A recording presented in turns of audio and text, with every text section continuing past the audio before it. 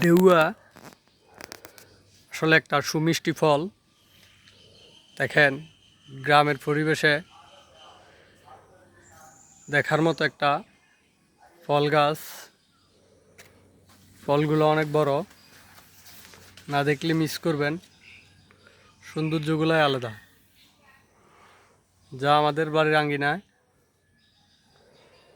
দেখার মতো একটা পরিবেশ। দুঃখজনক ব্যাপার হয়েছে, এই গাছের শাখা প্রশাখায়